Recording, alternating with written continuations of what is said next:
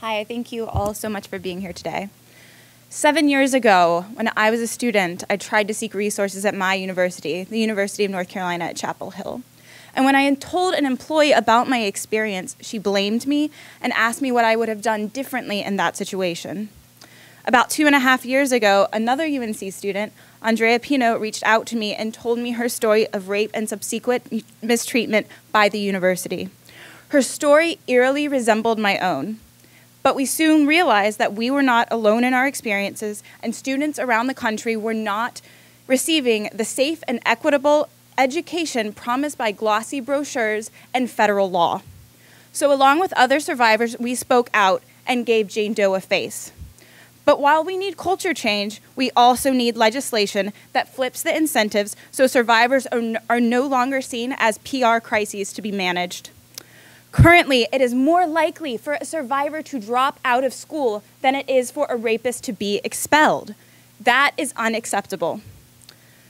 And though healing from trauma is different and it's a nonlinear process, this process should not include reliving our personal rape stories in the press to shame our colleges into complying with the law. So I thank all of the senators standing here today for your support. We hope that this bill will pass. I think it will pass because campus violence does not have a political party. And we need this bill because our students deserve better than the current status quo, where 20 to 25% of our female students will graduate with a second degree, a degree entitled Rape Survivor. Thank you. And now I'd like to introduce Andrea Pino. Thank you, Senators Gillibrand, McCaskill, and other brave colleagues here standing beside us. I've been lucky enough to have the opportunity to work closely with Senator Gillibrand's office in drafting of this bill ever since Annie and I walked into the Senator's office without an appointment. The CASA Act is a culmination of our efforts as survivors and symbolizes an opportunity for Congress to finally step up to the plate.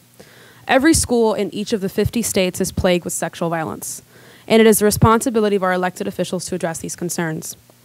It is rare to see a bipartisan coalition in Congress these days, and this should send a clear message to everyone in this country that sexual violence is not a partisan issue. It is an American issue. It's time. It's time for our students to be students again, without the challenge of single-handedly holding their schools accountable, and without the fear of sharing a degree with their rapist. The time to fight is now. Please stand with us.